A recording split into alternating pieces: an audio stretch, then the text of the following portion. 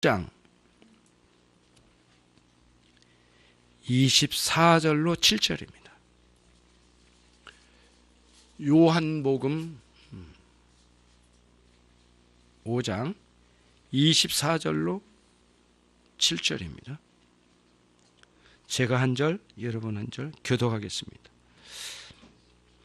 내가 진실로 진실로 너희에게 이르노니 내 말을 듣고 또 나 보내신 이를 믿는 자는 영생을 얻었고 심판에 이르지 아니하나니 사망에서 생명으로 옮겼느니라.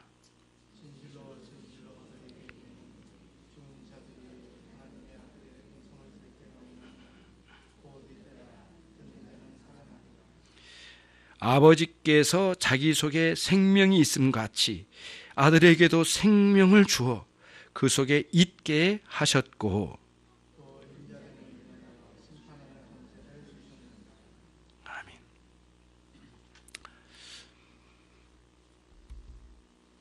반갑습니다. 오늘 말씀은 요한복음 이어서 5장의 말씀 속에 예수님께서 가르쳐 주신 말씀을 배워가는 시간들입니다.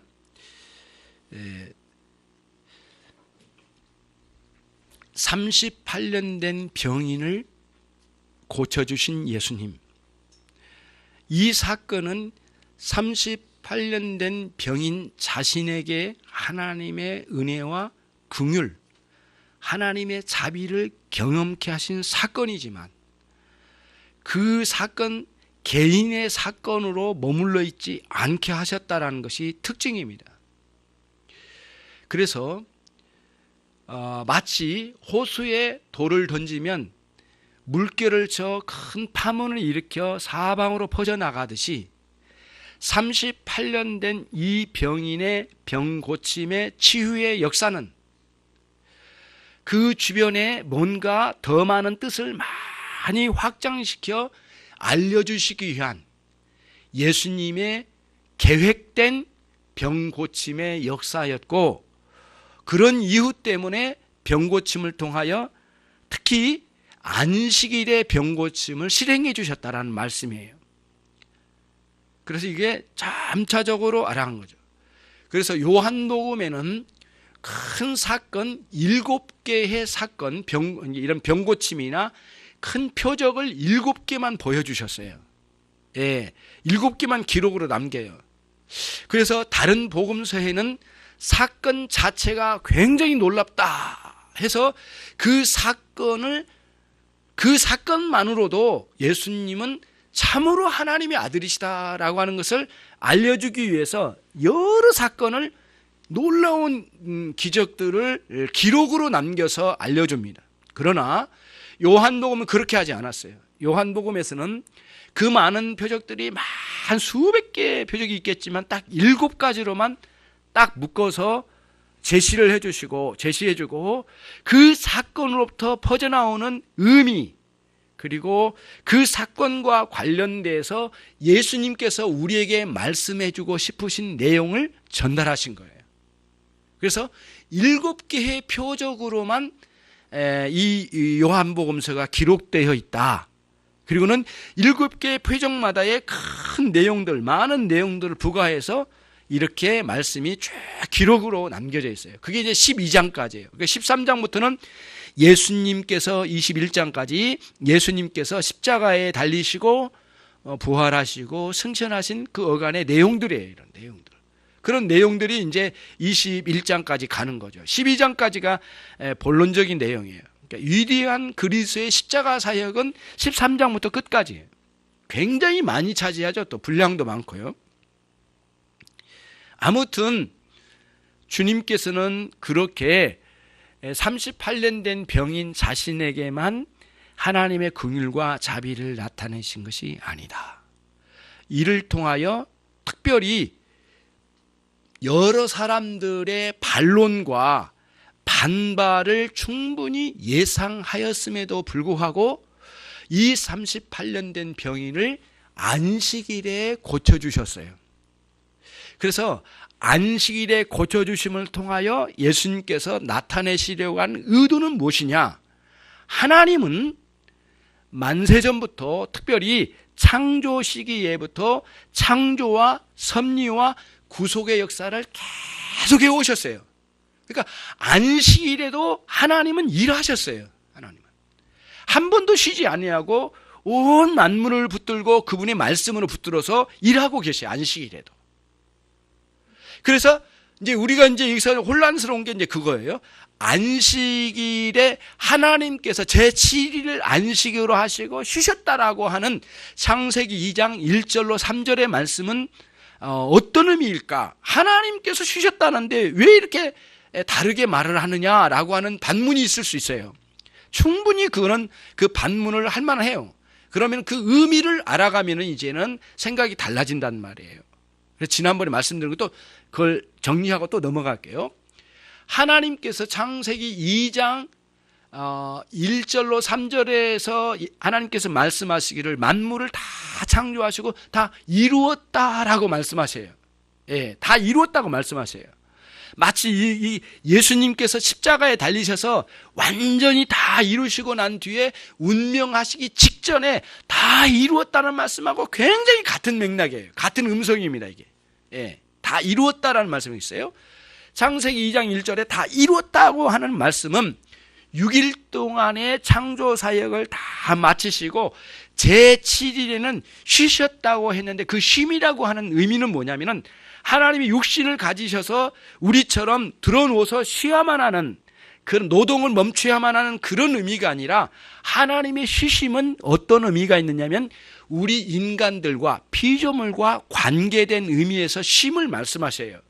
그건 뭐냐면은 하나님께서 노동을 멈추셨다는 게 아니라 하나님 당신 자신이 창조하신 세계가 참으로 거룩하고 참으로 영광스러운 날을 참으로 영광스러운 것을 6일 동안에 완성하여 드러내셨어요. 드러내신 것을 제7일에 밝히신 거예요. 제7일에 크게 밝히신 거예요. 그 밝히심이 다시 6일의 영광스러운 사역과 연결이 된 거예요. 예. 그러면서 제7일의 쉬심은 당신의 영광과 거룩하심을 풍성하게 나타난 거예요. 그 나타내면 나타낼수록 피조물들이 하나님의 거룩하심과 영광스러우심 안에서 우리가 온 피조물이 크게 기쁨을 누려요. 하나님으로 말미암아서. 그래서 거기서 영혼들이 쉼을 얻어요. 쉼을 얻어. 하나님의 영광과 거룩함을 나타내 주실 때에. 그러니까 우리 특히 만물 중에서도 가장 으뜸인 만물의 영장이라고 인간이라고 하는 존재는 하나님과 동일한 그런 하나님의 성품을 우리 가운데 불어넣어 주셔서 우리의 영혼이 하나님의 성품과 닮도록 해주셔가지고 하나님 기뻐하신 것을 우리도 기뻐하고 하나님 좋아하신 것을 우리도 좋아하는 그런 내적인 기능을 우리에게 주셨어요. 그래가지고는 6일 동안 사역하신 일이 너무 위대하시고 완전하시고 아름다우신 거예요. 그 모든 것이 좋았더라 좋았더라 이렇게 반복하시면서 이루어진 일들이 조화를 이루고 각 개체도 완전할 뿐만 아니라 개체와 객체가 만나면서 조화를 이루는 아름다운 창조의 세계를 드러내 주셨어요. 그리고 그거를 이제는 하나님 홀로만 멈춰서 가지고 계신 게 아니라 그거를 우리 인간들과 특별히 인격적으로 교류를 하시면서 당신의 거룩함과 영광을 많이 드러내 주신 거예요. 드러내 줄수록 우리는 너무 좋은 거예요. 그 하나님의 영광스러움을 더 많이 해설해 주시고 우리에게 더 흥분되게 하시고 감격되게 해 주셔서 우리의 마음이 하나님의 행복과 우리의 행복이 딱 일치를 이룬 위대한 날로 한 날을 떼어서 특별하게 그냥 우리를 노동에만 묻혀 살지 않도록 그렇게 우리에게 보여주신 거예요. 그래서 제7일을 안식일로 잡아주신 거예요.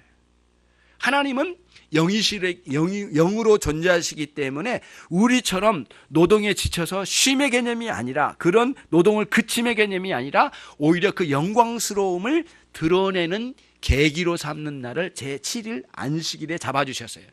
그래서 우리는 하나님의 백성들이 일치된 믿음을 가지고 하나님 앞으로 나가는 거예요. 이렇게 나가가지고 그분의 거룩함과 영광을 마음껏 맛보는 거예요. 맛봐요. 그래서 맛보면서 우리의 영혼의 피곤함과 지침과 그리고 온갖 세상의 많은 것들로 인하여 피곤함을 느끼는 우리들이 쇄신을 얻게 되는 거예요. 한 주간 동안에 많은 세상의 어지러운 소리를 많이 듣고 왔어요. 우리가 오늘도 그렇잖아요. 정말 더러운 세상의 많은 것들을 보았고 세상을 사랑하고 세상을 추구한 사람의 종말이 무엇인지를 두 눈으로 똑똑똑히 봤어요. 참 이게 옳지 않구나라는 걸 확인하고 돌아왔어요. 그리고는 거기에 멈출 게 아니라 우리는 노동도 쉬고 그런 소리도 쉬고 세상의 소리를 다 쉬어놓고 다 가둬놓고 우리는 일정하게 하나님의 말씀을 통하여 당신 자신의 거룩함과 영광스러움에 젖어들게 해주셨어요. 그래서 육체적으로는 노동을 쉬지만 그러나 우리의 영혼은 하나님의 은혜로 마음껏 쇄신을 얻게 되는 거죠. 예.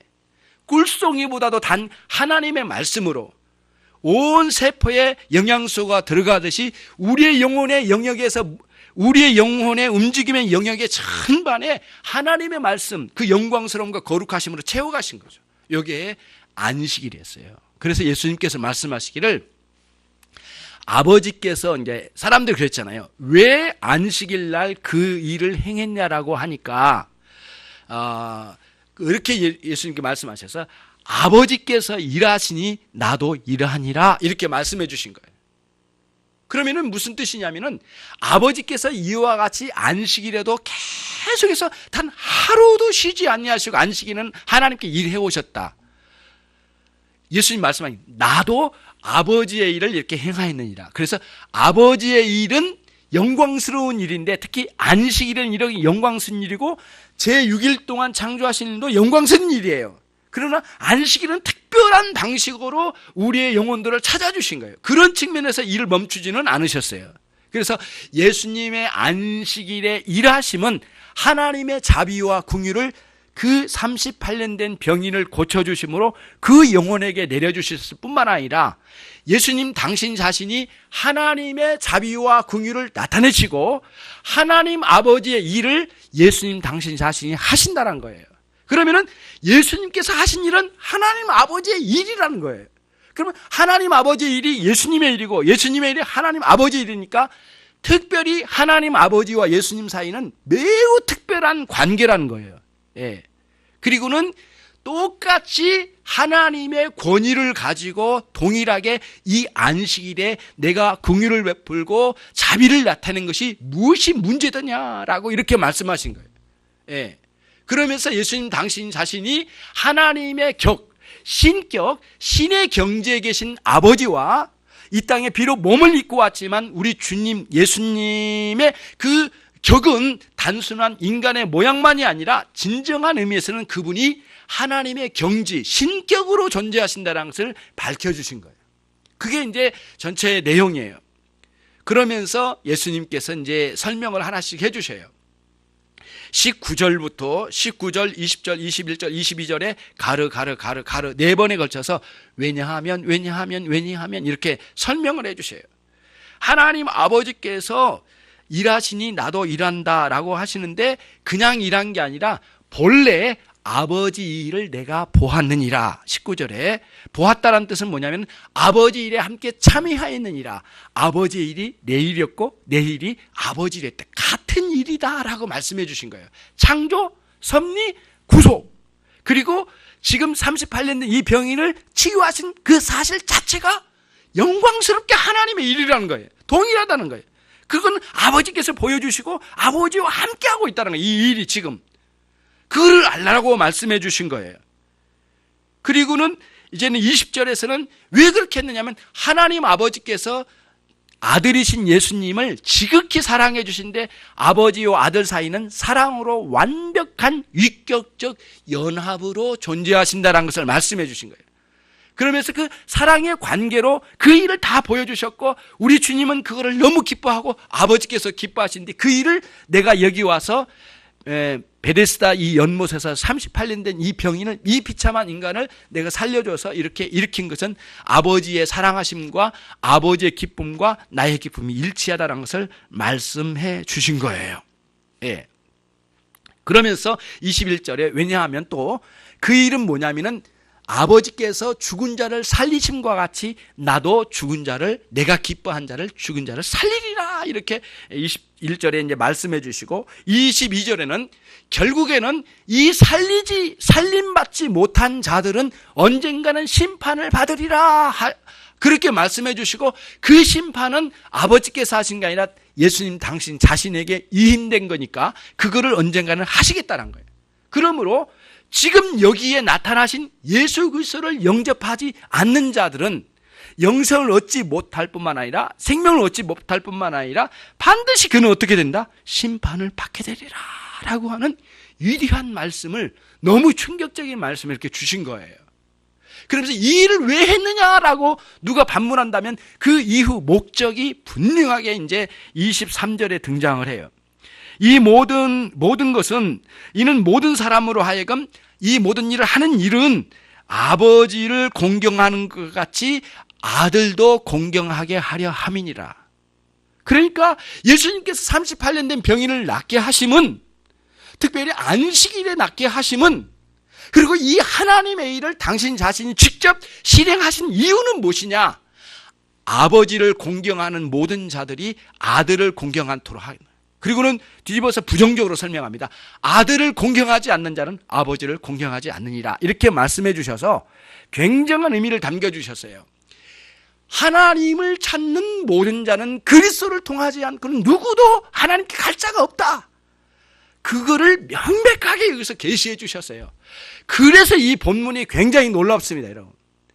여러분, 이 정도 이제 이해를 하고 이 본문을 읽으면 아니 소름이 돋는 내용들이에요. 주님께서 당신을 굉장한 의미로 이 계시의 세계를 열어주신 거예요. 그렇게 이제 여기서 이제 본문을 말씀해 주신 거예요. 그러면서 예수님 당시 자신이 누구신지를 쭉 설명이 나와요. 계시에 자기 계시라고 합니다. 예수님 당신 자신이 누군지 하나님의 아들이시고 너희를 구원하려는 메시아라는 사실을 드러내 주신 거예요. 이게 핵심적인 요소예요. 굉장히 놀라워요. 그러면은 이제 저와 여러분이 하나님 아들을 공경하고 아버지를 공경하며 아버지를 공경하고 아들을 공경함 이 문제가 이제 그럼 공경함이 뭐냐 이거예요. 공경이라는 단어는 우리가 쉽게 이제 국어사전적으로 보면은 이게 받아들인 거예요. 그분을 받아들여서 그분을 그분답게 올려드린 겁니다. 그러니까 우리 아버지가 계셔. 그 아버지를 아버지로 받아들여요. 아들이니까 관계가 있으니까 받아들여요. 그리고 그 아버지로 받아들여서 아버지답게 올려드리는 거예요. 높이 존경을 하는 거예요. 그분을 올려드린 거예요. 무시하거나 때 내리거나 이 짓을 안 하고요. 올려드린 거예요. 아버지로서 우리 부모로서 우리보다 많이 못 배웠고 우리보다 더 튼튼하지도 않고 우리보다 어떻게 보면 성격도 안 좋으신 분도 있고 여러 가지 상황이 있지만은 결점도 있어. 예. 도덕적으로 결점이 있어. 그래도 우리 아버지. 예. 예. 그런 거예요. 여러분, 부모라고 하는 의미는 굉장히 쉽게 설명하기 어렵습니다. 이번에 이제 뭐 여러 가지 문제로 뭐 자살한 사람도 있고 그러잖아요. 성추문으로 인해서 자살한 사람 있는데 저는 다른 것보다는 그 아들의 군대에 있다고 그러잖아요. 그 아들의 마음을 생각해 봤어요. 한없이 눈물이 나더라고 이게. 그렇다고 해서 그 사람이 잘못한 걸 두둔한 건 절대 아니에요. 저는 있을 수 없는 일이다라고 하고 생각해 보면 그 아들의 마음, 온 세상이 죽일 놈이라고 말해도 우리 아버지는 아버지예요. 그런 의미에서 존경심이에요. 이런 그림이에요. 이게 이 공경이라는 게 그런 의미입니다. 그러면은 신적 공경심은 뭐냐 이거예요.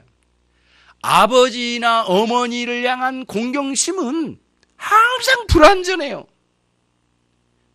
넘어지기 쉬우셔요. 우리 부모님은 연약해요. 그리고 병들기 쉬워요. 여러 가지 면에서 많은 그 난점이 있어요. 예. 많이 덥죠. 그렇지 않아요? 설교 시간에 막 왔다 갔다 하고 그러니까 우아기를 벗고 설교 들을 생각을 해야지. 안 그래?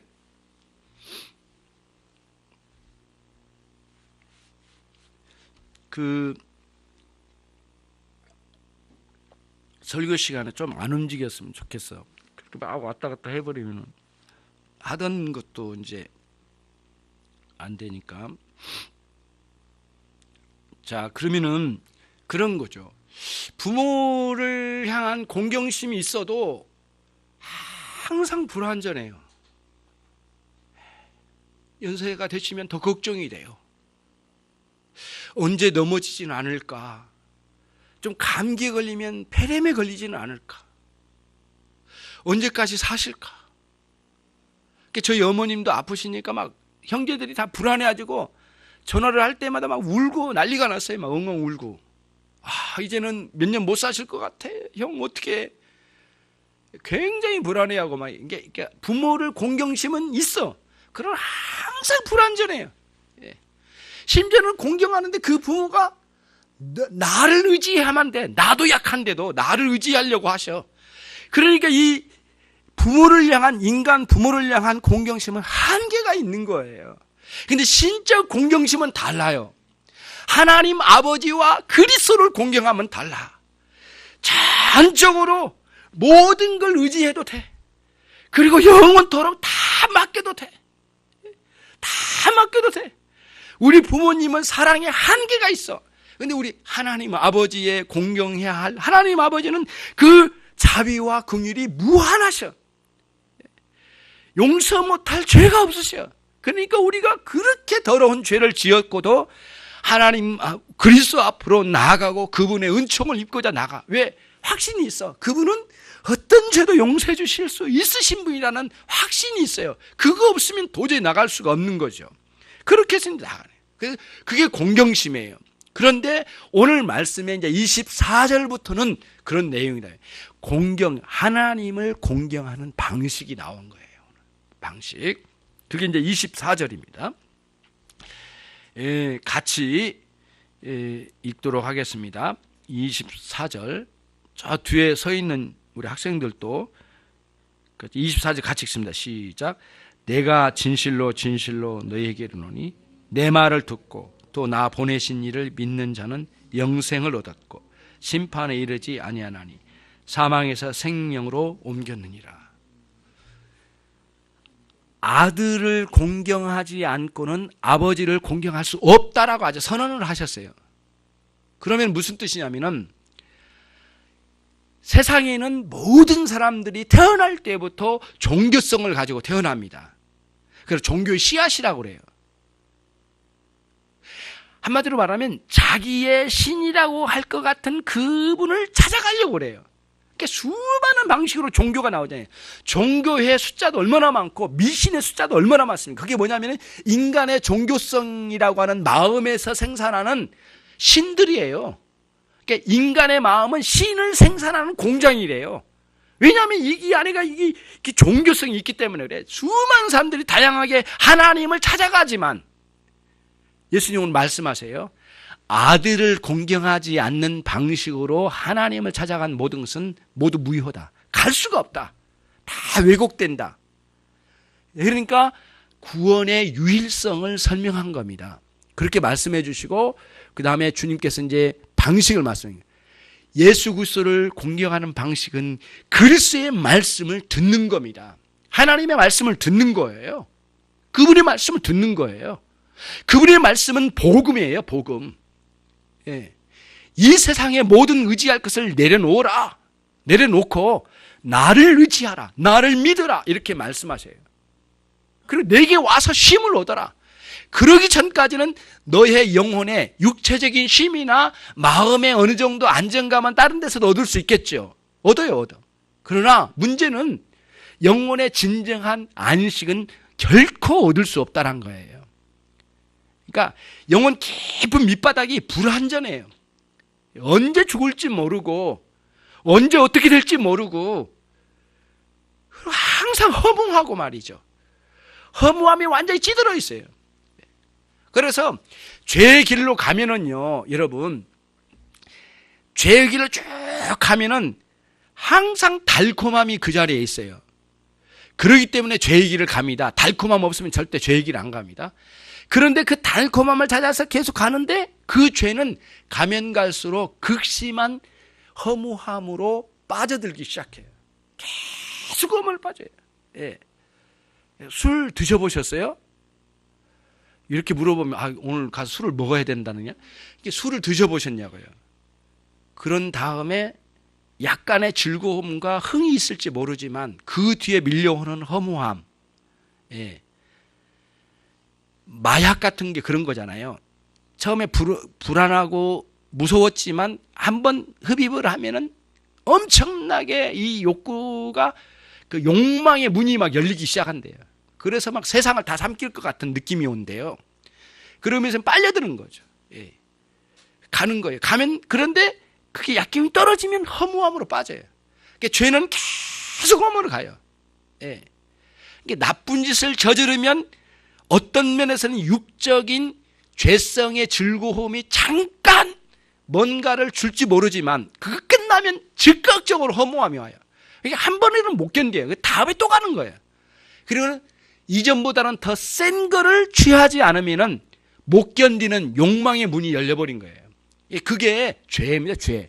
죄가 끌고 가는 최종적인 목적지는 허무함, 아무것도 없음, 자기 자신도 잃어버린 데까지 간대요. 이 죄가 끝까지 가면. 그러나 죄의 반대편은 하나님의 은혜요, 하나님의 영광이요, 하나님의 목적이, 창조의 목적을 향해 가는 거예요. 가면 갈수록 하나님과의 만남이 있고 즐거움이 있고 은혜가 있고 보람이 있고 하나님과의 관계가 있어요. 뭔가 붙잡히는 게 있어요. 계속 가면. 그래서 죄의 반대로 가는 하나님의 영광을 향하여 달려가는 거예요. 계속. 그래서 여러분, 은혜는 지난주에 받은 은혜와 이번 주에 받은 은혜가 똑같지 않아요. 더 하나님께 가까이 가는 은혜입니다. 그런 의미의 개념을 가지고 있어야 되겠죠. 그런 거죠. 예수님의 말씀을 들으면 아들의 말씀을 들음이요, 아들의 말씀을 들으면 아버지의 말씀을 들음이에요. 아버지는 하나님 아버지예요. 아들을 공경하면 아들의 말씀을 듣는 거예요. 듣는 거. 실제로 그 인간의 관계 속에서 마찬가지예요. 부모님을 공경한다는 건 최고는 뭐냐면은 어버이날 생신 때 선물, 그거는 그 외향적인 껍데기죠. 근데 껍데기도 안쪽이 있으면 괜찮지만 안쪽은 없고 껍데기만 가지면 그건 모욕이죠, 사실은. 속으로는 부모님 미워하고 남들이 보니까 선물을 갖다 바친다? 그건 모욕이죠, 모욕. 이거나 받으세요. 그거 아니겠어요? 그러니까 마음이에요, 마음. 그래서 공경이라는 용어가 굉장히 중요한 게 뭐냐면은 외향적인 종교의 많은 의식이나 화려함이나 여러 가지 여기저기 뛰어다니면서 하나님을 섬긴다고 하고 사람을 봉사한다고 난리치더라도 지 마음에 하나님을 향한 진정한 마음 없음은 그 모든 것이 쓰레기에 불과하다는 거예요. 그거를 여기서 설명을 한 거예요. 공경심이 마음이에요, 마음. 마음 없이 부모를 향해서 공경한다고 말한다면 그거는 거짓말이죠. 완전히 사기죠, 사기. 있을 수 없는 거예요. 그래서 항상 부모를 향하여 공경심을 갖는 사람은 반드시 부모의 말씀을 들어요. 귀로 듣는 게 아니라 마음으로 들어요. 이건 필연적이에요. 이거는 누구는 듣고 누구는 안 된다, 여기서 우리가 그것 말하려는 게 아니라 우리 스스로 모두 부끄럽죠, 사실은. 다 그걸 못하고 있고 또 하나님께도 그래. 그 말씀을 다 듣지를 않아. 들어먹지를 않아. 그리고 연세 되시면 말씀이 또 반복이 많아. 그러니까 너무 반복을 하니까 더 안 들으려고 그래. 그래서 소망부 여러분께 제가 오늘 알려드릴게요. 왜 젊은이들이 여러분의 말을 안 듣는가? 갈수록 우리가 반복을 하기 쉬워요. 내가 했던 말을 내가 잊어먹어. 지금도 서서히 그러거든요. 지난번 했던 말 또 한대, 제가. 그러니까 자꾸 그래. 이게 나이를 먹어가면 먹어갈수록 반복을 해. 그러니까 반복을 하면 이 젊은이들은 많이 기억을 잘 하잖아요. 근데 우리 기억이 떨어져. 그러니까 말을 하면 할수록 반복된 거야. 그러니까 반복하니까 귀찮은 거야. 똑같은 말을 똑같이 하니까 너무 힘드니까 더 안 들어. 그래서 예언을 하는데 죽는 날까지 자녀들은 안 듣는 쪽으로 갈 거예요. 그걸 너무 서운해하지 마시고 인간이란 이런 존재구나. 그러나 우리는 이제 정신을 차려야 될 게 뭐냐? 부모를 공경하는 대원리는 뭐냐? 부모의 말씀을 듣는 거예요. 그걸 뭘로 들어요? 귀로 듣는다? 아니에요. 마음으로 들어야 돼, 마음. 받아들여야 된다는 뜻이에요. 그래서 여기서도 아들의 말을 듣는다라는 말씀은 마음으로 수용한다는 뜻이에요. 뭐를요? 그리스도의 가르침을요. 뭐를요? 그리스도 가르침이 뭐예요? 복음 진리를. 그래야만 아들을 공경할 수 있어요. 그리고 아들 공경은 진정한 하나님을 공경하는 거예요. 그리고 구원의 은총, 영생이 그 뒤에 결과로 나오잖아요. 예. 그럼 바로 나오잖아요. 내 말을, 24절, 내 말을 듣고, 그죠? 그럼 내 말을 듣고에는 뭐가 들어가요? 내 말을 듣고 나를 믿는 자는 거기까지 들어가요. 그 다음에 나 보내신 이를 믿는 자. 그렇게 됐죠? 나 보내신 이를 믿는다는 건 뭐예요? 아버지죠? 아버지를 믿는다는 뜻인데 아버지의 말씀을 듣고 믿는다는 뜻이에요. 같이 이 어법이 굉장히 놀랍습니다. 예, 두 가지를 다 안 넣어요. 하나만 넣어요. 그리고는 그 안에 포함시켜요, 이거를. 그래서 그러면서 이제 믿는 자는 영생을 얻고 심판에 이르지 아니하리라. 얼마나 많은 사람들이 신을 찾아갑니까? 수만 가지의 종교의 종류를 따라서 사람들이 헤매이고 허덕이고 있어요. 그러니까 너무 많은 사람들이 하나님을 찾는다고 발버둥 치면서 허둥대고 있어. 그리스도의 밖에서, 그리스도 안으로 들어와야 돼. 인 크라이스트.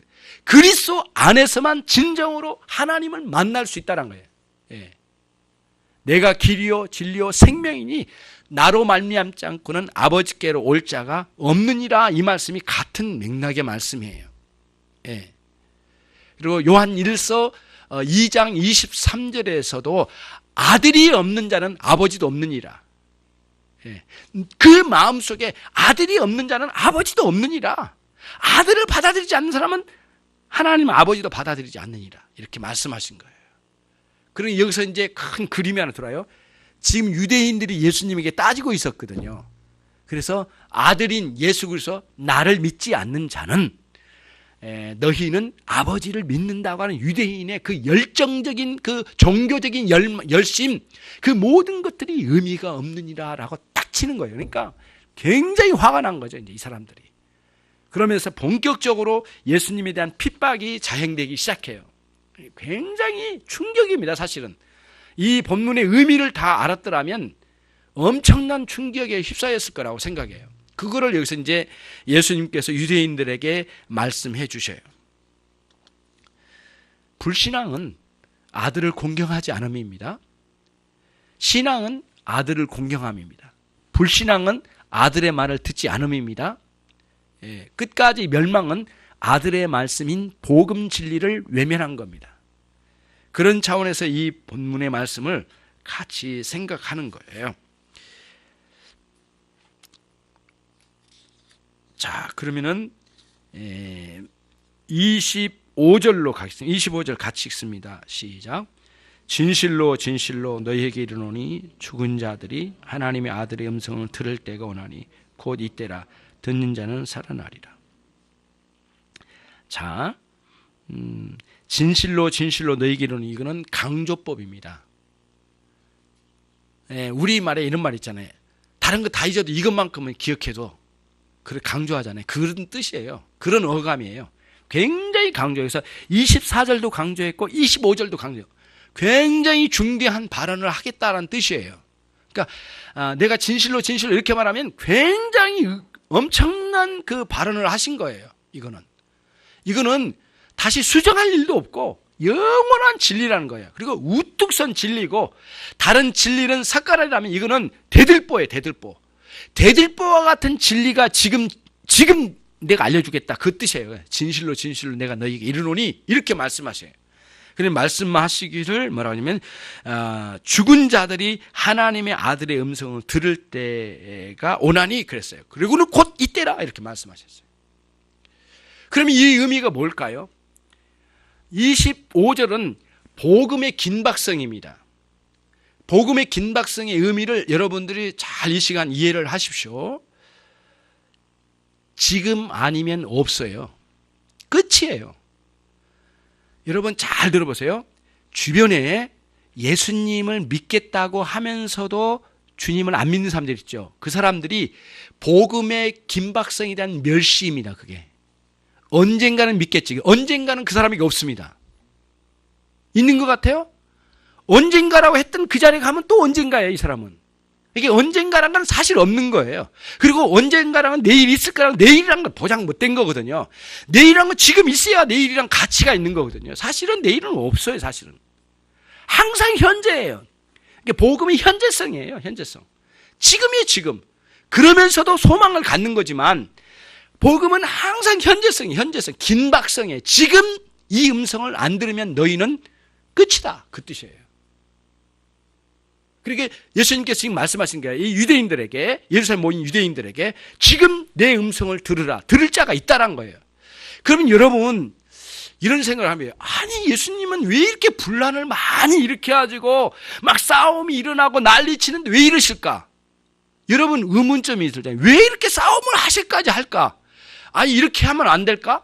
그냥 다 쓸어가지고 다 기절시켜가지고 다 엎드려가지고 그냥 다 그냥 침 질질 흘려가지고 다 쏟아지게 엎드리게 만들어가지고 굴복시켜놓고 복음을 뿌려보면 되지 않을까? 하나님은 그렇게 안 하세요. 절대 안 하세요. 그리고 아무나 구원하지 않으셔. 하나님은 반드시 택한 자에게 구원하셔요. 그래서 이런 엄청난 반란이 일어나고 예수님을 욕하고 죽이려고 칼을 들고 온다 할지라도 주님은 왜 이 일을 행하시냐면 택하신 하나님의 백성을 구원하시기 위하여서요. 이 반발하는 이 인간들을, 그게 문제가 아니에요. 지금 이게 문제가 아니에요. 아무리 전쟁을 일으켜 나를 죽인다 하더라도 문제야. 나는 아버지께서 택한 자를, 아버지께서 내게 준 자를 나는 끝까지 찾아가서 하나님의 자비와 긍휼을 베풀이라. 이게 예수님의 의도예요. 의도. 그건 이제 복음서에서 그려진 그림이거든요. 그러니까 여러분, 예수님의 우리를 구원하신 긍휼과 자비는 얼마나 많은 완악한 인간들과 세상이 힘을 합해가지고 예수님의 복음이 못 오도록 얼마나 많은 사람들이 그 복음에 온 것을 가로막았습니까? 일제시대 때 얼마나 많은 사람을 죽였습니까? 6.25 때 얼마나 많은 사람을 죽였습니까? 예수 믿는 사람들, 예수의 복음만 들어오면 무조건 목을 잘랐으니까 너무 많은 사람들이 이 복음에 오는 걸 막았단 말이에요. 그건 뭐냐면 예수께서 우리에게 오심을 막았다는 뜻이에요. 그거를 해치고 자기 희생을 통하여 우리에게 오셨어요. 이 복음의 위대한 역사를 값지게 생각한 사람이 누가 있느냐고요. 오늘날 교회 안에 예배를 드리고 주님께 찾아가고 주님을 예배한다고 공경한다고 말을 하지만 그 말뿐이지, 그렇게 위대하신 우리 주님이 그 많은 완악한 대적자를 물리치시고 당신들에게 왔는데 당신들은 주님을 믿고 있냐 이거예요. 그거를 이 본문이 긴박성 있게 말씀해 주신 거예요. 그거를 못 깨닫는 거예요. 어떻게 이 사랑이 왔는데, 어떻게 이렇게 위대한 구원이 왔는데 우리 모든 기독교인들이 이따위 식으로 하나님을 섬기는 게 맞냐 이거예요. 맞냐고. 이게 여호와를 섬기는 신앙이냐 이거예요. 어떻게 우리가 신앙을 고백하냐 이거예요. 말이 되냐 이거예요. 말이. 그거를 이 본문이 이야기하고 있습니다. 여러분, 말로는 폼 잡고 예배하지만 마음에는 주님을 경외하지 않는 이런 마음이 꽉 들어차 있고 세상의 유혹과 세상의 자랑과 자기 자랑과 자기 멋들어진 것과 자기 성공과 남들보다 많이 배운 것과 그렇잖아요. 남들보다 앞서 아는 것과 그리고 좀 주먹에 한 주먹 되는 그 권력 가지고 사람들을 압제하고 죽이고 그렇잖아요. 그 인격을 짓밟고 성적으로 완전히 장악을 하고 이런 악한 이들이 살벌하게 있다는 거예요. 근데 그런 악한 이들은 복음을 가로막는 이것들 다 걷어내시고 청소하시고 어느 날 갑자기 우리에게 찾아오셔서 내 영혼을 깨우시고 우리에게 복음지를 불어넣어 주신 거예요. 그런 가치 있는 복음의 사람들인데 스스로의 자존감이 없고 주일도 가벼워요. 예배도 가벼워요. 다 언제든지 예수님의 일은 다 바꿔치기 할 만한 가치가 별로 없어. 자기 오락에 다 빠졌죠. 자기 사랑에 완전히 장악된 거예요. 그래서 오늘 현대인 기독교 철학자들이 일관되게 한 말이 뭔 줄 아세요? 완전히 이 시대의 기독교인은 자기 사랑에 푹 빠졌다. 자기 사랑의 노예로 살고 있는 모든 존재들을 이거 깨우지 않으면 안 된다 이거예요. 예. 뭐 세상 말하고 뭐 안 믿는 사람이 어떻고 다 쓸데없는 소리예요. 정확히 말하면 자기 사랑의 노예에 깊이 빠져가지고 헤어나올 줄 몰라요. 노예. 그거를 깨우쳐야 된다는 거예요. 이 복음 진리를 들어야 되는, 그리스도의 복음을 들어야 되죠. 안 들어요. 듣지 않아요. 기도하지 않아요. 감사치 않아요. 찬양하지 않아요. 맨날 이 투정만 부리지 주님께 나와서 주님의 손을 잡느냐고요. 말씀을 붙들고 정말 매달려서 몸부림쳐 본 적이 있느냐고요. 이런 게 없어요. 있지 않아요. 생각도 없어요. 앞으로 계획도 없을 거요. 여러분들이 깨어나셔야 되는 거예요. 이 설교를 들으실 때 오늘 제가 그랬잖아요. 복음의 긴박성, 말씀을 지금 듣는 거예요. 내일 없어요. 다음 주 없어요, 우리. 그런 거 없어요. 지금 들으셔야 된다는 거예요. 왜 변화되지 않는가에 대한 고뇌가 있어야 되잖아요. 내가 신앙에 갈등이라도 있어요. 갈등도 안 느껴요, 요즘은. 예. 이거 다들 그런 거 아니겠어. 뭐 장로도 그렇고 목사도 그렇고 다 그렇고 그런데 이렇게 말하면서 웃기지 마요. 자기 자신이에요. 예.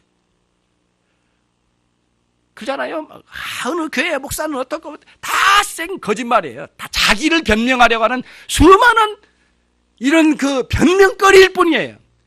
왜 여러분들은 개혁하지 않냐고 내 자신을 변화가 안 된 거에 대해서 이게 회의감에 빠지잖아요. 이게 기독교가 이것뿐이 안 된다면 왜 믿어야 돼, 이거. 왜 예수님을 따라가야 되냐고요. 나를 변화시키지도 못하고 개혁도 안 일어나는 이거를 뭐 이렇게 사냐고요. 이게 아니에요. 이게 여러분들이 전면적으로 도전을 해야 됩니다. 이게 뭐가 문제인가? 도대체 왜 이러는가 나는. 그런 인식을 가지고 주님 앞에 나가야 되죠. 예. 복음의 긴박성이에요. 어렸을 때요, 제가 참 부모님에게 부끄럽죠. 그 부모님이 산자랑 여러분 저기 뭐 솔직히 저만 경험한 겁니다. 이 중에서 저만 경험했을 거예요. 이렇게 산자락이 큰 산자락에 사는데요. 부모님이 어느 날은 산에다 불을 지르시더라고요. 그리고는 땅을 이렇게 파가지고 뭐 산에다 다 지른 게 아니라 이렇게 파가지고 거기서 돌을 꺼내신 거예요. 그래서 엄마 왜 돌을 꺼내? 그냥 돌을 그냥 놔두고 돌 없는 데서 농사져 먹지. 그 밭이 없대요. 그게 절망적이더라고요. 그래서 돌을 다 꺼내셔가지고 거기서 밭을 일구시더라고요. 학교 가서 배웠어, 선생님이. 정말 어려운 사람들이 산에서 농사져 먹고 사는 사람들을 화전민이라고 한다. 그 산에다 불을 질러가지고 밭을 말고 논을 만들어서 한다. 근데 우리 부모님이더라고요. 그때 굉장한 충격이었어요. 화전민. 내 뇌리에 막 엄청난 충격이었어요. 제가. 그러면 다른 사람은 안 그런데 우리 동네 사람들은 그렇구나. 우리 동생들이 이 엄청난 가난 안에서 어떻게 살아야 될까 고민이 무지하게 많았던가 봐요. 굉장히 고뇌가 많았어요. 예, 화전민. 근데 어머님이 이제 그러신 게 화전민이니까 산에다가 밭을 일고 논을 만들었으니 저수지에 물이 답니까? 뭐가 답니까? 하는 말씀이 그래요. 이 모내기 때 비 안 오면 우리는 죽는다. 그게 무슨 말인지 몰랐어요. 좀 기다리면 비 올 건데. 예, 그리고 남들은 별로 그렇게 걱정 안 하는데 왜 어머니만 걱정하시냐고 그랬더니 우리 돈은 아니래요. 지금 비 안 오면 우리 죽는데요. 그러니까 모내기 직전에 모판에다가 물을 갖다 부어야 된대요. 그래서 팍 떠서 부었거든요. 오전 내내 물을 떠요. 허리도 아프고 죽겠어요. 한 3개만 옮기면 더 이상 하기 싫어요. 막 하기 싫다고 하니까 그러면 올해 우리 굶어 죽는다. 퍼 올리는 거예요. 긴박성이거든요. 몰랐어요. 내일 합시다. 안 돼, 오늘 해야 돼. 계속 오늘 아니면 없어요. 그게 전수답의 특징이거든요. 지금 비 안 오면 끝나는 거예요. 뭐 다른 작물을 넣어가지고 심어가지고 할 수도 있는 게 아니고 아무것도 대체가 없어요. 그냥 그때 모내기 안 하면 그냥 이제 쌀을 얻지 못하는 거죠. 굶어 죽는 거죠. 굶어 죽지는 않더라도 얻어먹어야 되죠. 이런 비참한 상황이 있는 거예요. 그러니까 우리가 복음의 긴박성이 그거예요. 지금은 아니면 끝이에요. 반드시 안 될 거예요. 예. 그래서 아직까지도 주님 앞에 돌아오지 못한 사람의 특징은 뭐냐면 내일이에요. 언젠가는 나는 갈 거야. 그런 사람이 굉장히 많습니다. 의외로. 예, 언젠가는 나 교회 갈 거야. 나처럼 착실하게 살고 이 정도 살면은 언젠가는 교회 가면 은혜 받고 구원받고 착실한 신자 되고 다 그런데 다 생 거짓말이에요. 쏟고 있는 거죠. 이 죄의 특성이 속임수예요. 속임수. 항상 그러거든요. 속임수로 다가와요. 정리를 합니다. 여러분, 내려놓음이란 책을 읽어보셨어요? 저는 그 책을 다 동의하지는 않습니다. 그러니까 내려놓음이라는 의미의 그 글에 보면 나는 그분의 뭐 비판하고 그런 건 아닌데 그분의 그 내용에 보면은 뭐 내려놓음이라는 그 책을 뭐 그냥 흩어보고 겉표지 보면 속은 다 알아요. 겉표지 이렇게 내용 보고 그 목차 보면은 이 책이 무슨 책인지 알거든요. 그래서 딱 보니까 읽을만한 책은 아니에요. 무슨 말인지 알아요. 걱정거리 내려놓음, 예, 염려거리 다 내려놓음 이런 거거든요. 진정한 내려놓음이 뭔 줄 아세요, 여러분? 죄의 짐이에요. 죄의 짐을 누구에게? 그리스도께 내려놓아야 됩니다. 그냥 일포기가 아니에요. 그게 진정한 영생의 길로 가는 거예요. 주님의 말씀을 듣는 거예요. 복음 진리는 너 내려놓으라는 거예요. 뭐를 내려놔? 너의 죄의 짐을 내려놓으라는 거예요. 내가 무슨 죄 있는데요? 너는 태어날 때 죄인이야. 왜 그래요? 아담의 범죄. 그럼 아담의 범죄를 왜 나하고 상관이 있어요? 아담의 대표성. 그 대표성 왜 대표성이에요? 하나님이 그 원리를 정해놓으시니까. 왜 그러셨어요? 그건 하나님께 물어보셔요. 이게 이제 복음 진리의 간단한 내용이잖아요. 그리스도 안으로 들어와야 돼요. 내려놓아야 돼요. 근데 문제는 뭐냐면은 정말 놀라운 거예요. 다른 건 몰라도 죄의 짐만큼은 유일하게 예수님 앞으로 안 가지고 가면 내려놓을 데가 없어요. 받아주는 인간 없어요. 받아주는 상담자 없어요. 받아주는 어디? 절대 없어요. 이 세상 어디 끝까지 다 가봐요. 우리의 죄의 짐을 받아줄 자가 어디에 있느냐고요. 없어요. 오로지 그리스도라는 거예요. 그게 복음 진리 안에 담겨졌어요. 그래서 여러분과 제가 이 고뇌가 많아요. 사람들은 말하는 거예요. 왜 인생에 고통이 많냐? 원인이 뭐냐? 못 배워서. 그럼 교육을 많이 시켜가지고 많이 배우면은 행복하게 살 거야. 예?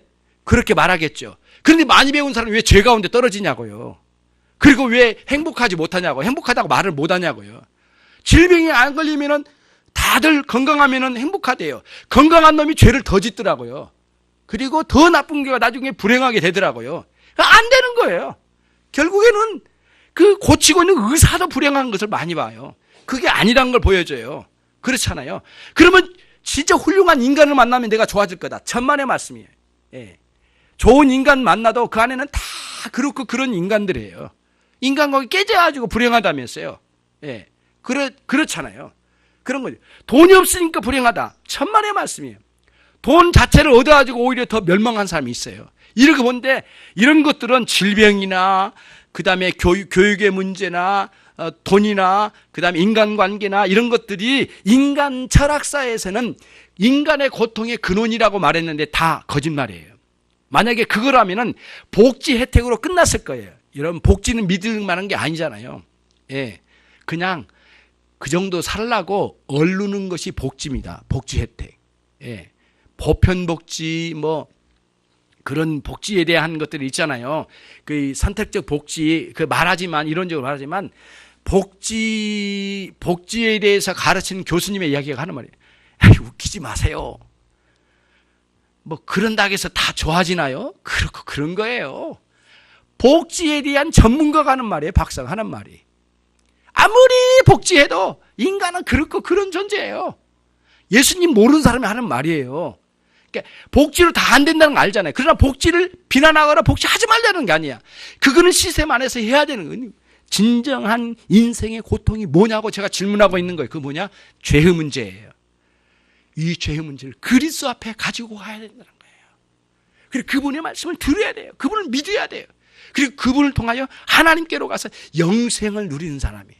영생을 얻고 난 뒤에도 여전히 죄와 싸워야 될 여건들이 남겨져 있긴 하지만은 끝까지 가서 영생의 세계를 가는 거예요. 이게 안식일에 갖는 전망이잖아요. 예. 가나안 땅이라고 하는 장소적 개념으로는 하나님의 나라를 그리워하도록 주신 겁니다. 그래서 우리 진정한 목적지는 하나님의 나라예요. 그렇잖아요. 그러면 시간의 개념에서 우리가 하나님의 나라를 그리워하도록 만든 게 뭐예요? 안식일이에요. 주일이에요, 주일.